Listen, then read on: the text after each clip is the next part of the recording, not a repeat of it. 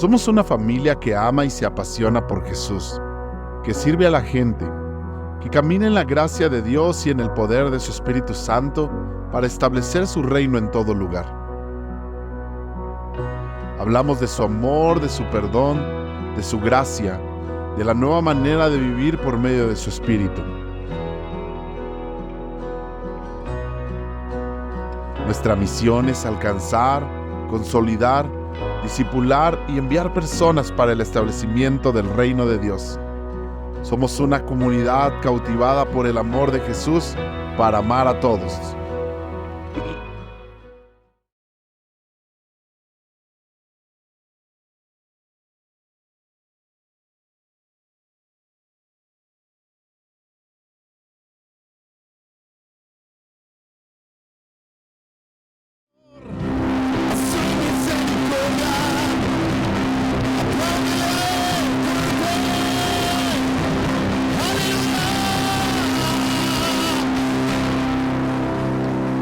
Dale fuerte el aplauso a Jesús.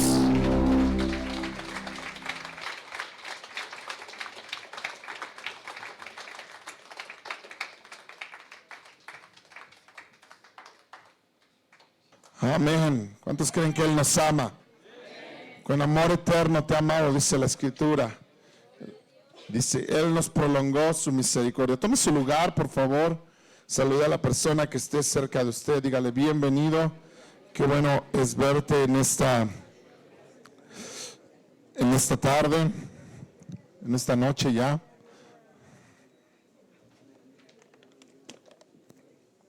Wow, qué bendición estar aquí reunidos en su nombre y mirando la Escritura, estudiando juntos la Escritura. ¿Cuántos están listos para seguir aprendiendo?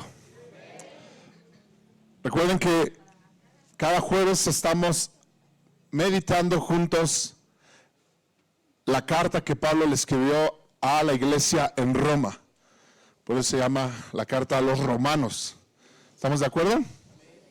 Y esta es conocida también, ¿verdad? Algunos teólogos, algunos comentaristas dicen que es el Evangelio a los romanos, que bien podría llamarse el Evangelio a los romanos, porque en esta carta Pablo explica claramente, explica detalladamente lo que es y lo que representa el Evangelio de Cristo.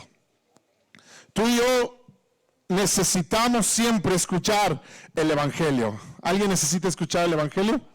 ¿Qué es el Evangelio? El Evangelio son buenas noticias. Diga conmigo, el Evangelio son buenas noticias. ¿Cuántos saben que el Evangelio son buenas noticias? Son buenas nuevas, ¿verdad? ¿Qué es una buena noticia? ¿Cuánto les gusta recibir buenas noticias? ¿Sí nos gusta recibir buenas noticias? A todos nos gusta recibir buenas noticias, ¿verdad? ¿Qué es una buena noticia? Es algo que nos alegra, es algo que nos emociona, es algo que nos impulsa, ¿verdad? Es algo que a lo mejor incluso en un momento difícil, cuando alguien nos da una buena noticia, ¡wow! Relaja nuestro corazón, relaja nuestra mente, nuestras emociones. A lo mejor estás pasando, ¿verdad? Esperando por ahí un diagnóstico y imagínate, sale el médico y le dice, le tengo buenas noticias. ¡Wow! Eso... oh, qué bueno, ¿verdad? Porque antes de eso estaba a lo mejor usted esperando y diciendo qué va a pasar, qué va a suceder, estaba en tiempo tenso, pero cuando vienen las buenas noticias nos ponen contentos. Así que usted y yo deberíamos de vivir contentos porque hemos recibido la buena noticia. Usted ya recibió la buena noticia. ¿Cuántos han recibido la buena noticia? Y esto es el Evangelio es una buena noticia. ¿Cuál es la buena noticia? Que usted estaba perdido, que usted estaba condenado, que usted y yo estábamos en dirección a una eternidad, ¿verdad? Sin Cristo, a una eternidad en un tormento eterno. Esa era nuestra dirección. Pero la buena noticia es que ahora usted y yo no solo ya no vas a esa dirección, sino que ahora tienes vida en abundancia, tienes gozo, tienes paz, tienes salud en Cristo Jesús, Señor nuestro. ¿Alguien le da gracias a Dios por esa buena noticia? Esa es la buena noticia. Ahora Pablo explica esta buena noticia a lo largo de esta carta. toda esta carta Pablo escribe esta buena noticia. Y como lo dije cuando analizamos el primer capítulo, parece ser que a la iglesia en Roma, que era una iglesia a la que Pablo no había instruido desde el principio, no le había predicado Pablo, sino que es una iglesia que en el camino se encontró con Pablo y le pidieron a Pablo, ¿verdad?, que él los enseñara, que él los tomara como a las otras iglesias. Y Pablo va a esta iglesia y parece ser que le escribe esta carta enseñándoles el evangelio desde el principio, enseñándoles todas las cosas desde el principio. ¿Cómo es que funciona el evangelio y qué es el evangelio? Ya dijimos que el evangelio son buenas noticias, amén. Ahora, para recibir buenas noticias, normalmente usted tiene que estar, como lo dije hace un rato en el ejemplo que di, tiene que estar angustiado, ¿verdad? Tiene que estar en un momento tenso, tiene que estar en un momento difícil. Para que usted pueda recibir buenas noticias, tiene que estar así como que no sé qué va a pasar, qué está sucediendo.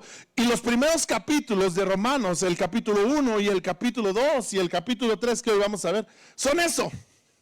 Son como ubicarnos en el lugar y en la posición correcta en la que estamos sin Cristo. Para que entonces entendamos la necesidad de Cristo. Para que entonces entendamos la necesidad del evangelio. Nadie va a recibir el evangelio si no entiende la necesidad del evangelio. Es como si yo vengo y te doy unas pastillas ahora y te digo, tómate esas pastillas. ¿Qué es lo primero que vas a decir? ¿Para qué? ¿Sí o no? ¿O alguien se las tomaría así nomás porque sí? No. Tú me dices, ¿para qué son? Ahora, si yo te explico, ¿verdad? Si yo fuera doctor, no lo soy, así que si te doy unas pastillas no te las tomes, pero si yo fuera médico y te empiezo a explicar que tú tienes una enfermedad, que esa enfermedad te está poniendo en peligro y que esa enfermedad está a punto de causar grandes daños en tu vida, en tu cuerpo, en tu salud, y te digo, pero la buena noticia es que estas pastillas te van a curar. ¿Qué haría usted? Se toma las pastillas, ¿verdad? Recibe la buena noticia. Pero si usted no está consciente de su enfermedad, si usted no está consciente de su estado de salud, hay muchas personas que viven enfermas y están inconscientes de su estado de salud. ¿Sabía usted eso? Hay cantidad de gente que vive enferma, que vive en un estado de salud que se está deteriorando cada día más, pero no son conscientes, y por cuanto no son conscientes, van camino a morir. Y no saben que van camino a morir, no son conscientes de su estado, pero al final el resultado va a ser el mismo. La enfermedad no va a decir, bueno, como tú no eras consciente, a ti no te va a hacer nada. ¿Verdad que la enfermedad no va a decir eso? La enfermedad va a estar ahí, va a dañar y va a destruir hasta que mueras. Seas consciente o no seas consciente.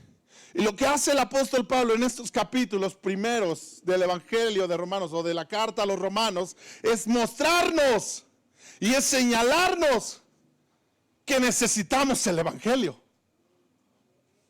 Que no importa quién seas, no importa qué es lo que tú creas acerca de ti mismo, no importa qué es lo que tú pienses acerca de ti mismo, necesitas el Evangelio, necesitas la buena noticia, necesitas lo único que te puede salvar, que es Cristo Jesús. Amén. Entonces, eso es lo que hace en los primeros capítulos. Y en el primer capítulo dice acerca de aquellos que hacen y deshacen con su vida. Aquellos que le han dicho a Dios, no me interesas, no me importa, que cambiaron la gloria de Dios para idolatrar cosas hechas por mano de hombre. Que cambiaron la gloria de Dios, que dejaron de darle gloria a Dios, no quisieron darle gloria a Dios, sino que se pervirtieron y se pervirtieron hasta que Dios mismo los entregó a sus propias concupiscencias para hacer lo que se les pegue la gana, y eso los llevó a una depravación. Y nos da una lista de quiénes son toda esa clase de personas en el capítulo 1, ¿eh? Gente aborrecedora de lo malo, gente que hace injurias, gente que está llena de maldad, gente que es idólatra, gente que es perversa, gente que, verdad, que es desobediente a los padres, y toda una lista de clases que dice que no tan solo hacen cosas malas y perversas, sino que motivan a otros a hacerlas también. Y entonces ahí cuando muchos diríamos, sí es cierto, esa clase de gente se merece la perdición. Porque dice ahí claramente, no hay excusa para nadie. Aunque alguien diga, no, Dios no existe, no hay excusa, porque dice que Dios se manifiesta aún en medio de su creación. ¿Estamos de acuerdo? Así que nadie está exento, ni nadie tiene excusa.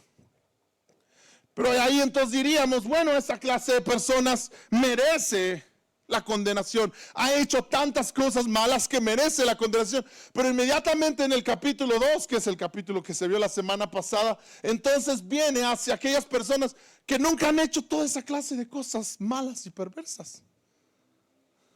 Son esa clase de personas que a lo mejor nunca han engañado a su esposa, nunca se han fumado un cigarro, nunca se han tomado una copa, nunca le han gritado exageradamente a sus hijos, ni los han golpeado, ¿verdad? Son esa clase de personas que nunca le han hecho daño a nadie, que realmente son buenas personas. A ellos Pablo les llama los moralistas. ¿Los qué? Los moralistas.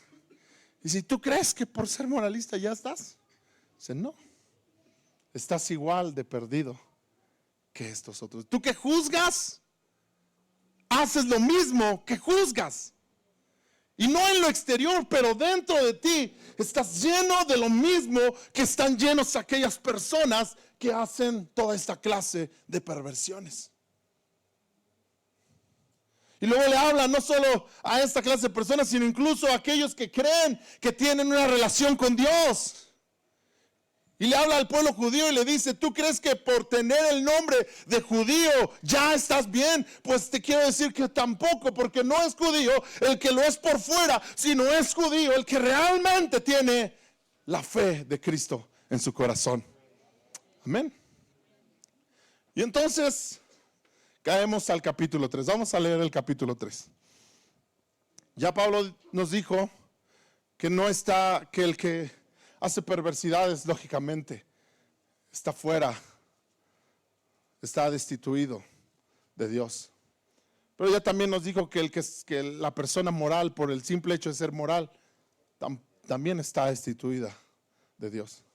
Y también el religioso, por el simple hecho de ser religioso, también está destituido de Dios. Entonces, ¿qué? Diríamos nosotros, ¿verdad? Entonces, ¿qué hacemos? Romanos, ¿está conmigo ahí? Permítame tantito.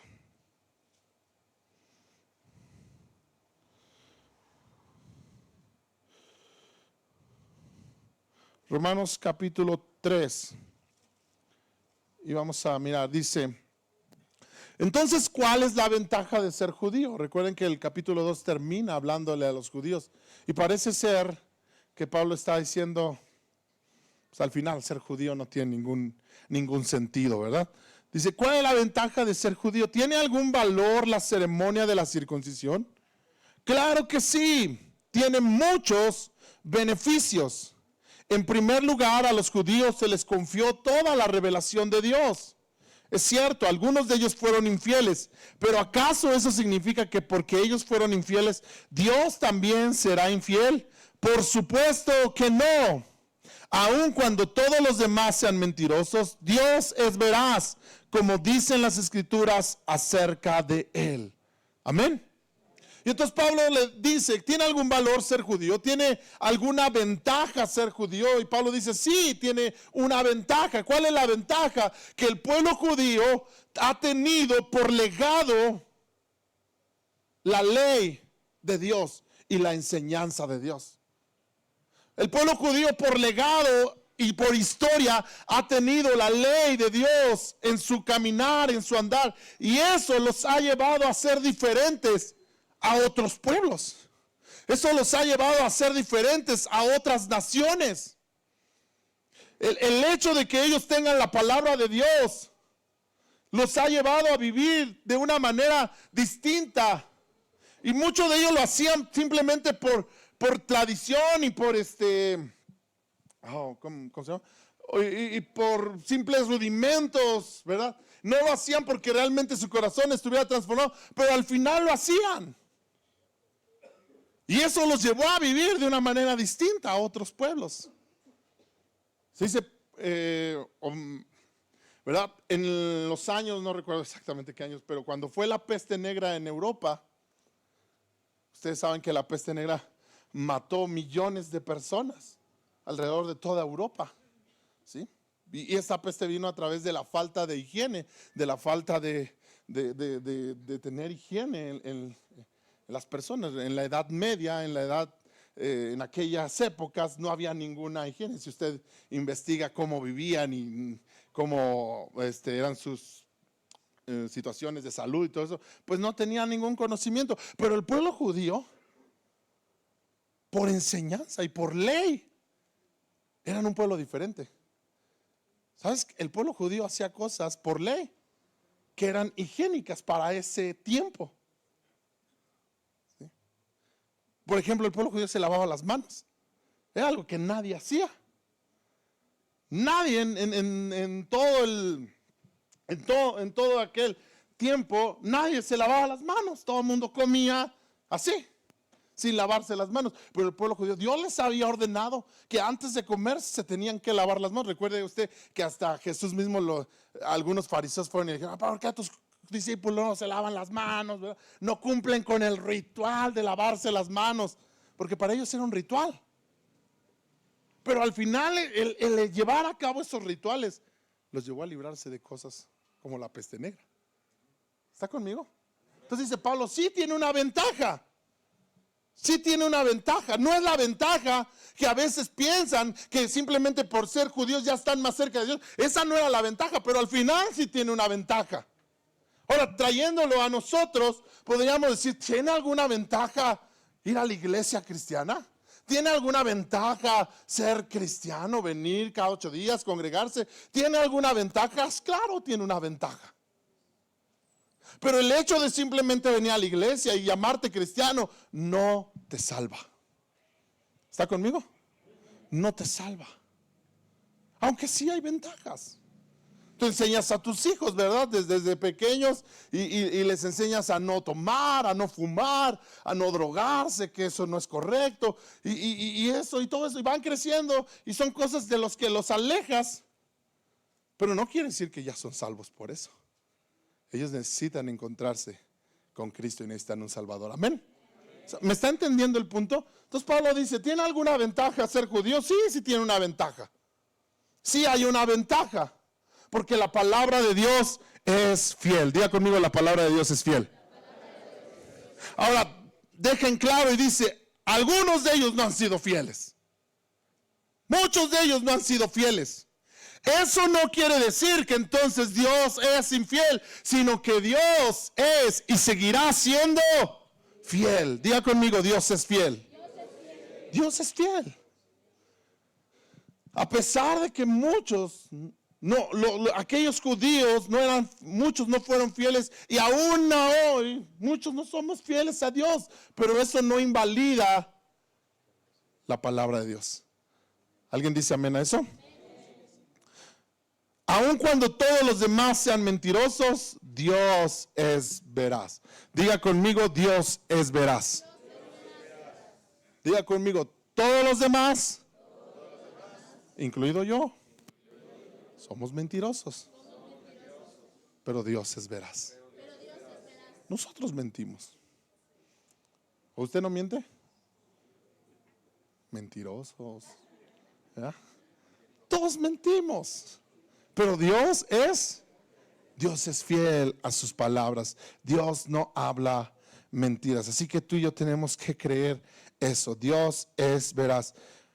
Dice, como dicen las escrituras de él, quedará demostrado que tienes razón en lo que dices y ganarás el caso en los tribunales. Quedará demostrado que tienes razón en lo que dices y ganarás el caso, ¿qué? Todo lo que la palabra dice es verdad y se va a cumplir. Y todo lo que la palabra dice es veraz. Amén. Versículo 5. Sin embargo, algunos podrán decir, nuestro pecado cumple un buen propósito, porque muestra a otros lo justo que es Dios. Fíjate nada más el pensamiento que puede venir.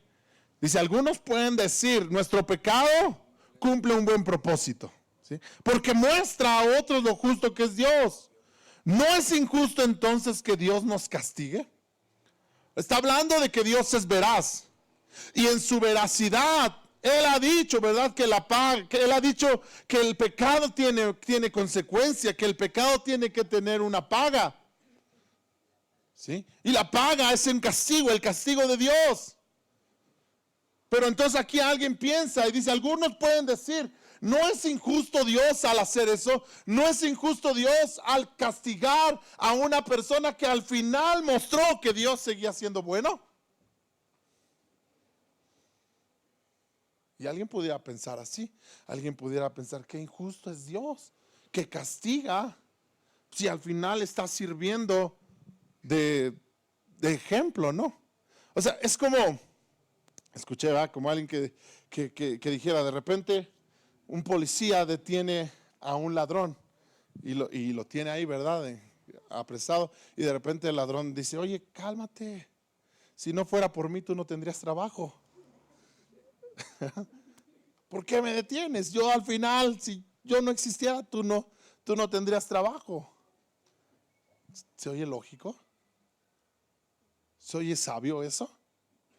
No, al final el criminal tiene que seguir pagando por sus pecados, tiene que seguir pagando por sus actos, ¿sí o no? O imagínatelo ante un juez. Si el señor juez, no me mande a la cárcel, porque pues yo soy quien le doy de comer a usted, ¿verdad? O sea, el que yo sea un criminal y haga todos estos actos, habla de la necesidad que tenemos de jueces, y por eso no me mande a la cárcel, porque si no existiéramos los criminales, usted no tendría trabajo. Esa es la imagen que está diciendo aquí Pablo, que alguien pudiera pensar de esa manera. Qué injusto es Dios. ¿Has escuchado alguna vez a alguien decir que Dios es injusto? Alguien decir, ¿por qué Dios va a mandar gente un día al infierno? ¿Verdad? Si Dios es bueno, ¿por qué va a mandar gente al infierno? ¿Alguien ha escuchado decir a alguien eso? A ver, explícame, ¿por qué si Dios es bueno, un día va a mandar a la gente al infierno? Pues precisamente porque Dios es justo. Diga conmigo, Dios es justo. Y si Dios no fuera justo, entonces no sería Dios. No sería Dios. Eso es algo que tú y yo tenemos que entender. Si Dios no castigara el pecado, entonces no sería justo, porque el pecado tiene que ser castigado. Diga conmigo, el pecado tiene que ser castigado. No solo a veces nosotros solo tenemos el concepto de perdón, pero no de justicia. Entonces nosotros pensamos que Dios castigó que Dios nos perdonó nuestros pecados, y eso es cierto. Pero el hecho de que Dios nos perdonara nuestros pecados no quiere decir que Dios no castigó el pecado. Dios castigó el pecado. ¿Está conmigo? Quiero que usted y yo entendamos bien esto, porque si no, entonces nos desviamos y no entendemos el evangelio.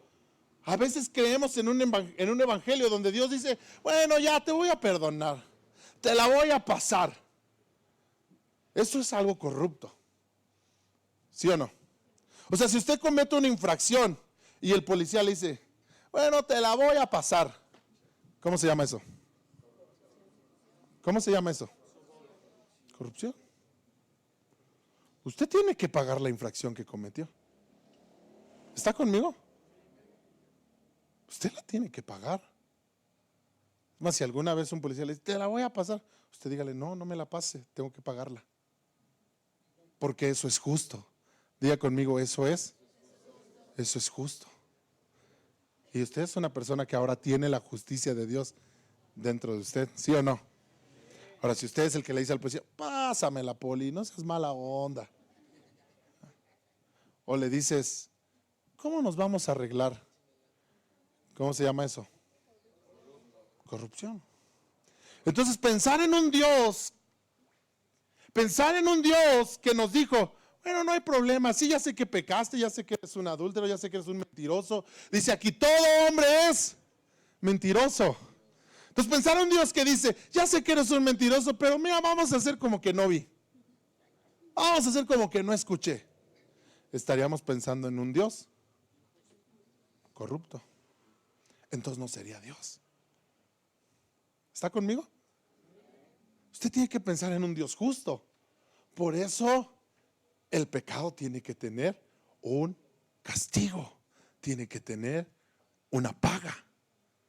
¿Está conmigo? Ahora sigue diciendo. Algunos incluso nos difaman asegurando que nosotros decimos, cuanto más pecamos mejor. Los que dicen tales cosas merecen ser condenados. Algunos pensaban que el evangelio que Pablo predicaba era el chance de pecar. ¿Ha escuchado usted aquellos que piensan que la gracia es el permiso para pecar? Cuando escuchan el tema gracia dicen, ok, si Dios es bueno y Dios tiene gracia para con nosotros y Dios, ¿verdad?, nos perdona, entonces pues yo puedo seguir pecando. Al final, Dios es bueno y Dios me va a perdonar cada vez que yo le pida perdón. Dice Pablo, eso no es cierto. Eso es una difamación de la gracia. Es una alteración de la gracia. Eso es no entender la gracia, porque la gracia nunca, mis hermanos, la gracia será el permiso de Dios para que peques. ¿Está conmigo? Diga conmigo, la gracia no es permiso para pecar. Tenemos que entender qué es la gracia. Y aquí vamos a ver mucho acerca de qué es la gracia, pero la gracia nunca, en ninguna manera, es el permiso para pecar. ¿Está conmigo? Muy bien. Ahora dice, los que dicen tales cosas merecen ser condenados. Wow, cuidado de caer en ese tipo de doctrinas. Cuidado de caer en ese tipo de enseñanzas. Nunca le crea a una enseñanza que le dice, no pasa nada si usted peca. Al fin ya Dios pagó. Sí, pero hay que entender qué significa que Dios pagó. Y lo vamos a ver, eso es lo que estamos viendo. Estamos cimentándonos en qué significa el evangelio en el que hemos creído. ¿Está conmigo? Ahora bien, llegamos a la conclusión de que los judíos somos mejores que los demás. Para nada. ¿Hay alguna ventaja en ser judío? Dice, sí hay ventaja en ser judío. ¿Son mejores que los demás? No son mejores que los demás. ¿Hay alguna ventaja en ser cristiano? Sí hay ventaja. ¿Eres mejor que otros por ser cristiano? No eres mejor. También necesitas el evangelio. Amén. ¿Cuántos dicen amén? Amén. Para nada, tal como acabamos de demostrar, todos, sean judíos o gentiles, están bajo el poder del pecado. ¿Están bajo qué? Seas cristiano, mormón, católico, lo que quieras ser, sin Cristo estás bajo el poder del pecado. ¿Estás conmigo? Seas judío, budista, hindú, lo que quieras, estás bajo el poder del pecado. Dice aquí todos. ¿Cuántos son todos? Como dicen las escrituras. Como dicen las escrituras, no hay justo, ni aún ¿cuántos? Ni siquiera uno. Wow, qué tremendo. No hay justo, ni siquiera uno. Nadie es realmente sabio. Nadie busca a Dios. Y tú dirás, no, si yo busqué a Dios, por eso estoy aquí. No, Dios te trajo. Por eso estás aquí. ¿Sí? Pero nadie busca a Dios. Nadie en su propia naturaleza busca a Dios.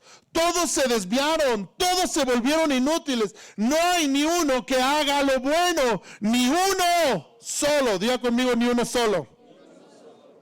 ¡Qué tremendo! Por eso dije, este es el punto donde Pablo nos ubica y nos dice, no es suficiente con que seas religioso, no es suficiente con que seas moralista, porque eso no te va a salvar.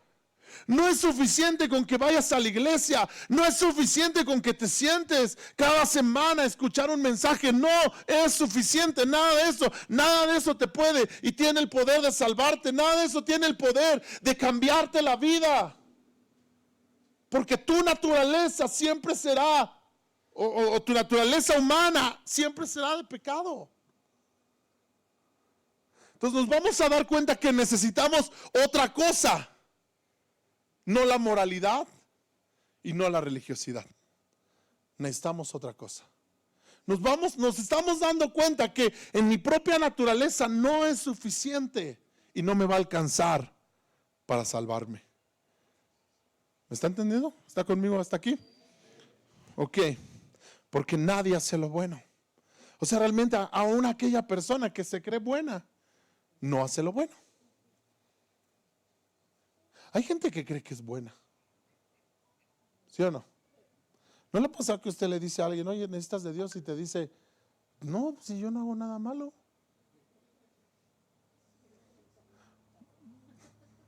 De Dios necesita ese alcohólico que va pasando ahí. Mira, ese sí necesita. Y todos voltean. No, no hay ninguno, estoy nada más. ¿Ya? De Dios necesita ese que se está drogando en las calles. Ese sí necesita de Dios. De Dios necesita ese, ¿verdad? Homosexual. De Dios necesita aquel, ¿verdad?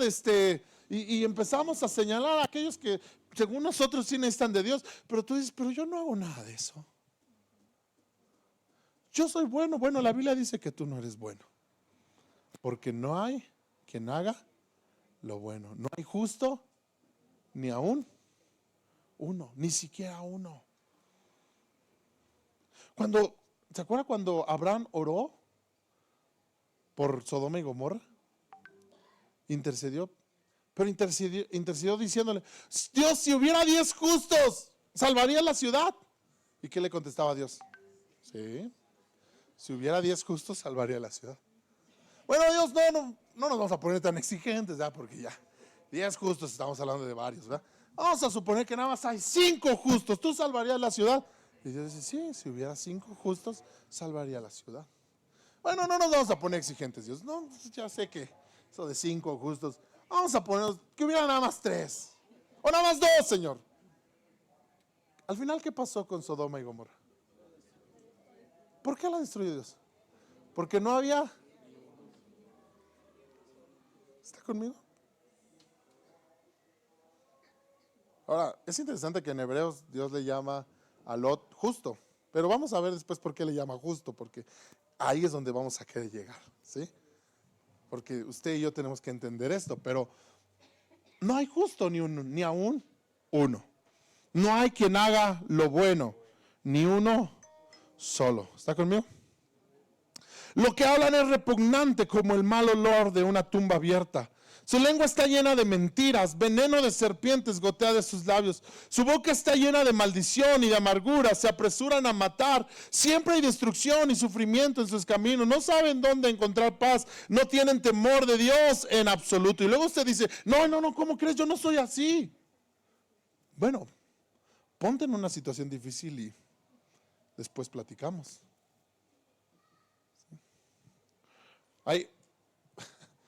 Hay una serie que yo veía y me llamaba la atención de esa serie porque es una serie apocalíptica, ¿verdad? De esas series donde ya el mundo se está autodestruyendo y todas estas cosas, ¿verdad? Pero lo interesante es los seres humanos, cómo reaccionaban ante esto.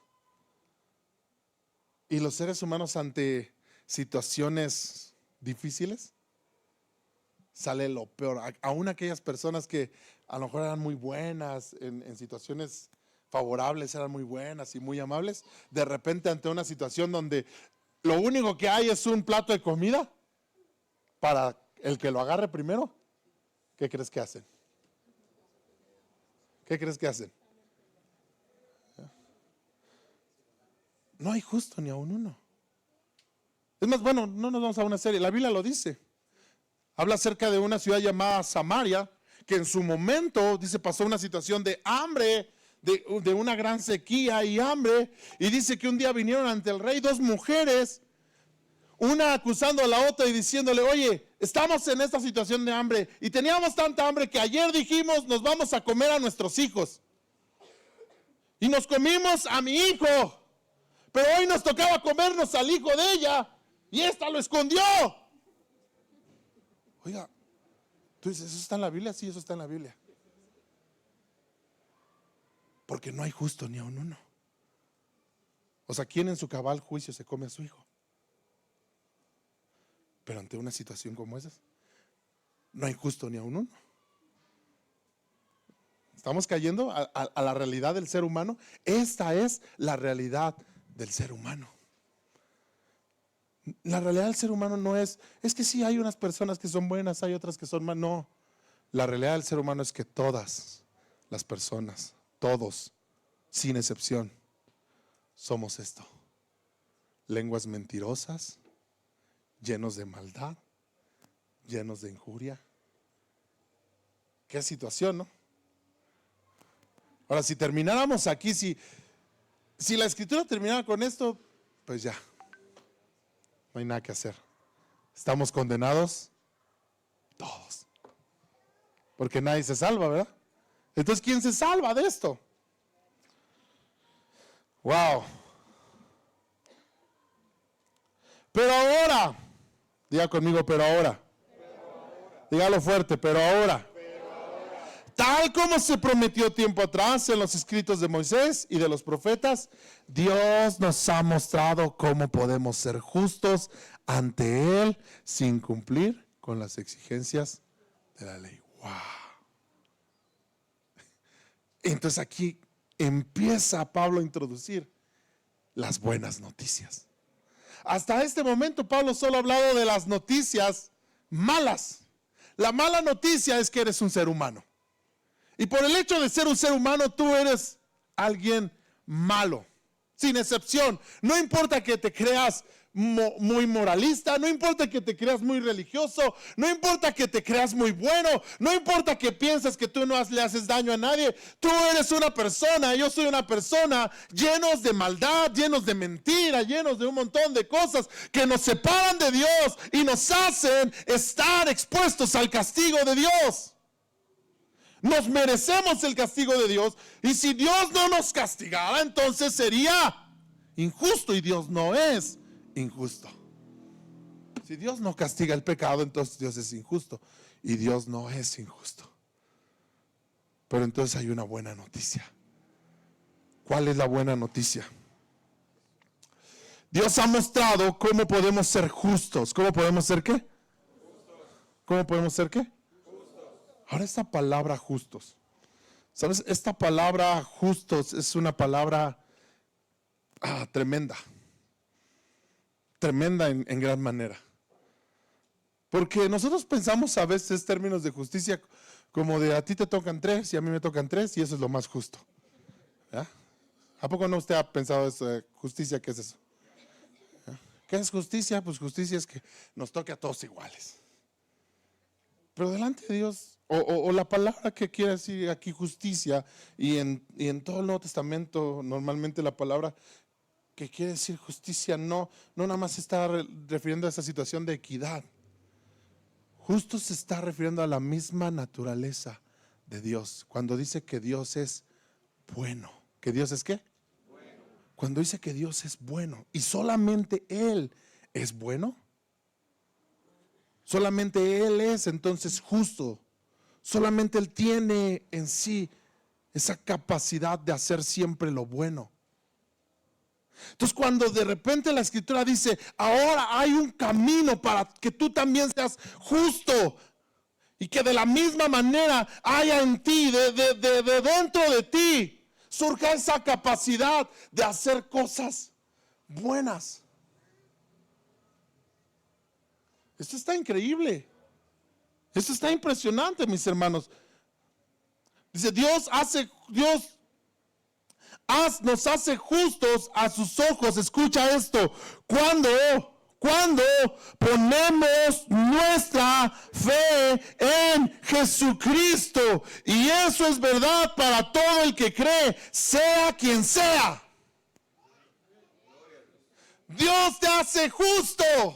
Dios te hace bueno. Dios te hace capaz de que dentro de ti salgan cosas buenas, salgan cosas limpias. Por el hecho de creer en Él, poner tu fe, poner tu esperanza en Cristo Jesús, es lo que produce que tú seas una persona justa. Yo no sé si no te da alegría eso, pero eso te debería dar el mayor gozo que puedas experimentar en tu vida. Porque nadie va a heredar el reino de Dios si no es justo. La Biblia dice, los justos heredarán la tierra. ¿Quiénes? ¿Quiénes? Ahora, ¿tú puedes ser justo en ti mismo? Necesitas la justicia que viene de parte de Dios. ¿Alguien está aquí? ¿Alguien está entendiendo esto? Usted necesita la justicia que viene de parte de Dios. ¿Y cómo obtengo esa justicia? Dios nos hace justos al poner nuestra fe en Jesucristo. Pues todos hemos pecado, nadie puede alcanzar la meta gloriosa establecida por Dios. ¿Cuál es la meta gloriosa establecida por Dios? Ser justos. Ser justos. Ser buenos. Pero dice la Escritura que nadie es bueno. Entonces nadie puede alcanzar esa meta establecida por Dios. ¿Han escuchado por ahí, va? Sé bueno para que te vayas al cielo. ¿Alguien ha escuchado eso? Sé bueno para que te vayas al cielo. Pues no es mentira. Solamente personas buenas van al cielo. ¿Sabes qué es mentira? Que tú puedes lograr esa bondad en ti mismo. Tú no puedes ser bueno, porque no hay ni uno solo que sea bueno.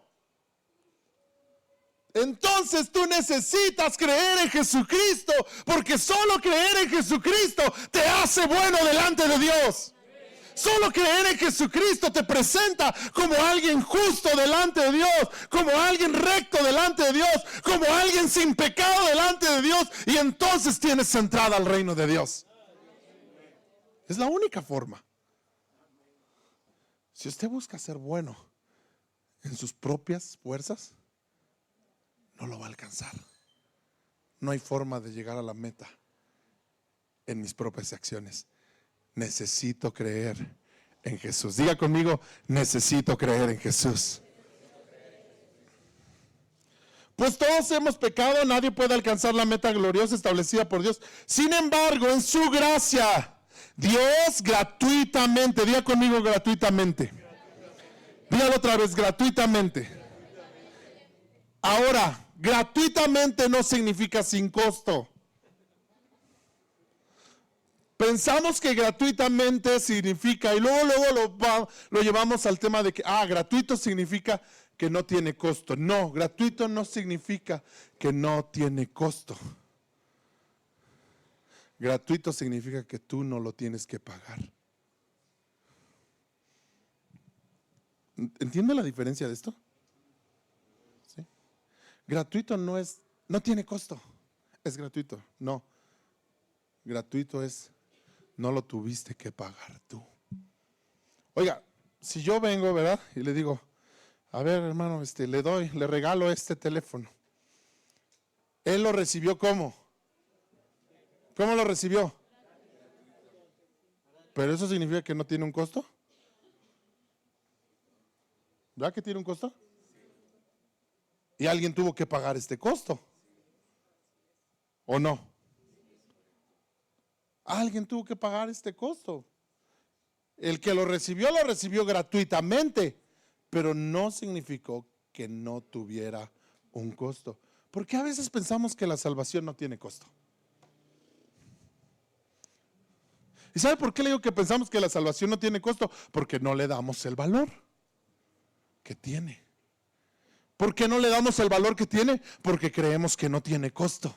Pero cuando usted entiende que la salvación tiene un costo, usted la recibió gratuitamente, usted la recibió sin dar nada a cambio, pero alguien pagó el precio de esa salvación.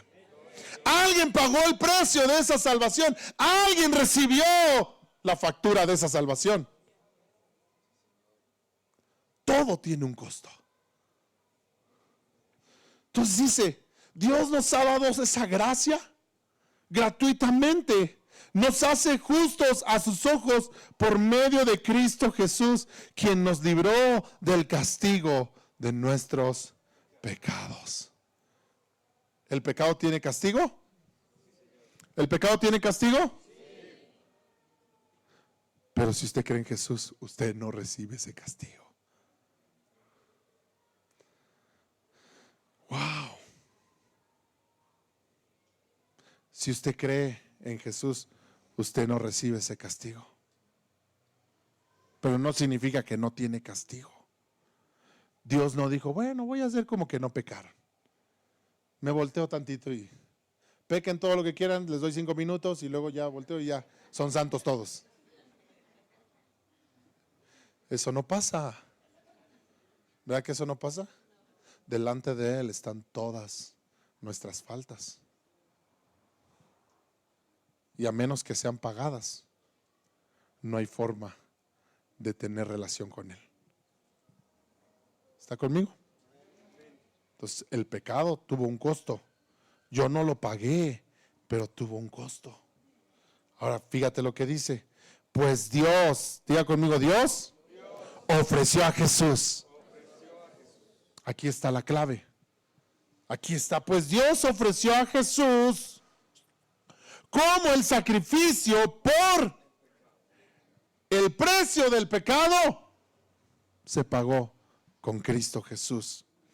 Las personas son declaradas justas a los ojos de Dios cuando creen que Jesús sacrificó su vida al derramar su sangre. Ese sacrificio muestra que Dios actuó con justicia cuando se contuvo y no castigó a los que pecaron en el pasado, porque miraba hacia el futuro y de ese modo los incluiría en lo que llevaría a cabo en el tiempo presente. ¡Wow! ¿Cómo es que un hombre como Abraham, como Noé, como Moisés, ¿verdad? Se salvaron si también al final fueron pecadores? Porque Dios estaba viendo el sacrificio de Jesús aún en ellos. ¿Cómo es que tú te salvas? Solamente cuando Dios ve el sacrificio de Cristo en ti. ¿Está conmigo? Solamente cuando Dios mira, no te mira a ti el pecador, sino mira a Jesucristo el justo en ti. Cuando mira el sacrificio, la paga por el pecado que Jesús hizo, entonces tú te salvas y eres justo a los ojos. Esto está impresionante. Por eso estoy diciendo que esto es lo más impresionante y es lo mejor que podemos creer y entender, que yo ahora me presento delante de Dios como alguien justo, como alguien que... Ahora, te dije que es justo. ¿Qué es justo? La misma naturaleza de Dios. O sea, tú te presentas delante de Dios no como alguien que como alguien que comete pecados y al cual Dios tiene que perdonar y pasarle por alto sus faltas. No, tú te presentas delante de Dios como alguien que nunca ha pecado. ¿No te parece increíble?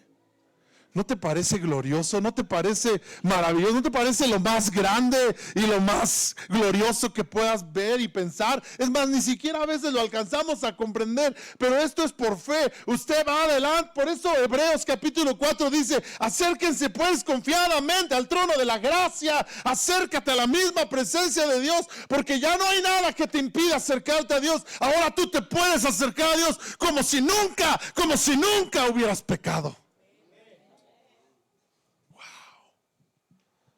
Y todo eso por lo que Cristo hizo en la cruz. Todo eso porque Él pagó el precio de nuestros pecados.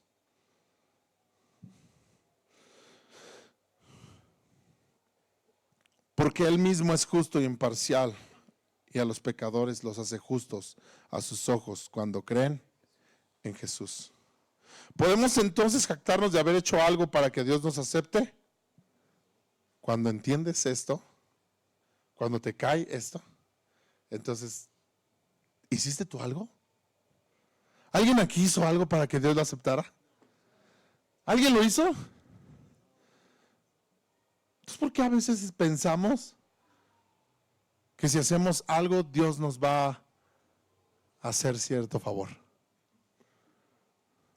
Que si hacemos esto, Dios nos va a amar más. O que si, ¿por qué creemos que hay personas que Dios ama y otras no? Hace un rato hablaba con un hombre, ¿verdad?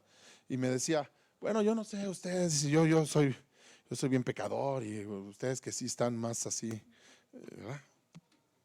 Pero es que ese es el concepto del mundo, ¿sí o no? Tú que sí te portas bien, ¿verdad? No, yo me porto mal, ¿verdad? Y por eso yo no tengo chance de entrar con Dios y a mí Dios me ve así medio feo. Pero tú sí puedes ir con Dios y decirle pues, que no sea mala onda, ¿no? ¿Te das cuenta de ese concepto? Totalmente equivocado y totalmente falso. ¿Sí?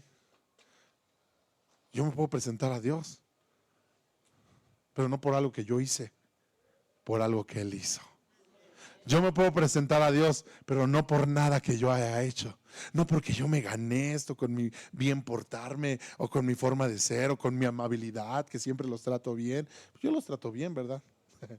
Pero no es eso lo que me hace estar bien delante de Dios. Lo que me hace estar bien delante de Dios es creer en lo que Cristo hizo por mí en la cruz. ¿Alguien le puede dar un aplauso a Jesús por lo que Él hizo?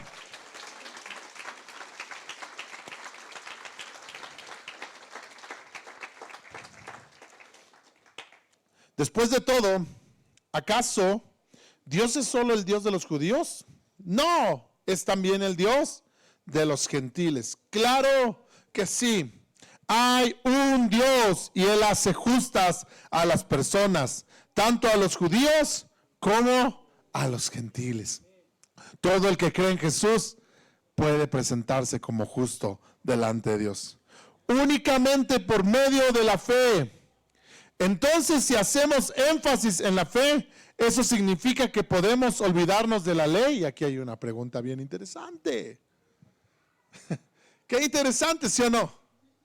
Ok, entonces ya tengo la fe, ya creí en Jesús, es la gracia lo que me salva, es el amor de Dios, es su favor. Ahora me presento delante de Él como alguien que no peca, que nunca ha pecado. Ahora Dios me acepta, ¿verdad? No mira más mi pecado porque Él recibió el castigo de mi pecado. No más me va a castigar porque Él ya fue castigado por mí. Entonces ya, ¿me puedo olvidar de la ley? ¿Me puedo olvidar de obedecer a Dios? ¿Me puedo olvidar de cumplir lo que Dios me está pidiendo? Ya, estoy justo. ¿Cuántos son justos delante de Dios? Como todavía no lo creen. ¿Cuántos son justos delante de Dios? ¿Por qué es justo delante de Dios? ¿Porque hace cosas buenas? No, nos cuesta, fíjense, nos cuesta trabajo creerlo, ¿eh? Es una de las cosas que más nos cuesta trabajo creer. Por eso a veces vivimos religiosamente. Porque, cómo nos cuesta trabajo creer que somos justos. Es más, usted siempre tiene el dicho de, no, yo soy pecador. Yo soy pecador. Yo soy pecador. No, es que yo soy pecador. ¿A poco no usted mismo lo ha dicho? ¿Sí o no? Sean sinceros, perdón. Ay, no, es que yo soy pecador. Pero la Biblia ya no te dice pecador. La Biblia te dice justo. Diga conmigo, soy justo. Dígalo fuerte, soy justo. Por creer en Jesús. Ahora, si tú no has creído en Jesús, necesitas creer en Jesús para ser justo. Si no, no hay forma. ¿Estás conmigo? Pero si tú creíste ya en Jesús, tú eres justo. Ahora la pregunta es, bueno, ya soy justo. Ya estoy bien, Dios me acepta. ¿Me puedo olvidar de la ley? Por supuesto que no. Dile al que está a tu lado, ni lo creas. ¿Ya? Ni lo pienses.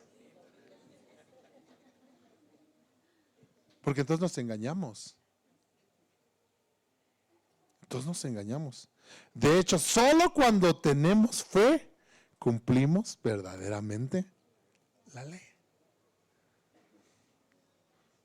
O sea, Dios nos lleva a cumplir su palabra y su ley. Pero la única forma de cumplir, y la semana que entra vamos a ver un poquito más acerca de eso. Se va a ver un poquito más acerca. El capítulo 4 es increíble, hablándonos acerca de la fe, y nos enseña de la fe de Abraham. Así que tú no puedes faltar la semana que entra, porque vas a aprender mucho acerca de la fe. Pero la fe en Cristo te lleva a vivir verdaderamente como Dios quiere que vivas. ¿Está conmigo? Todavía tenemos que vivir como Él quiere que vivamos. Pero no es en tus fuerzas ni en mis fuerzas. Es por medio de la fe en Cristo Jesús. ¿Alguien dice amén? Póngase de pie, levante sus manos un momento y déle gracias a Él porque Él pagó el precio de su maldad. Usted y yo éramos pecadores, todos pecamos, todos. Y por cuanto todos pecamos, todos estábamos destituidos, apartados de la gloria de Dios. No teníamos acceso a la presencia de Dios. Estábamos condenados, estábamos muertos, como dice Efesios, en delitos y pecados. Pero creer en Jesús nos hace justos delante de Dios. ¿Alguien le puede dar gracias a Él y decirle: Señor, gracias porque mi fe en ti me hace ser justo? Gracias, Señor, porque ahora me puedo acercar a ti, me puedo presentar delante de ti, ya no como un pecador, sino como alguien justo, a quien tú aceptas, a quien tú amas, a quien tú recibes. Tengo acceso a tus promesas, tengo acceso a tus bendiciones, tengo acceso a tu gracia, tengo acceso a tu amor, Señor. Gracias. En el nombre de Cristo Jesús, amén y amén. Denle un aplauso fuerte a Él.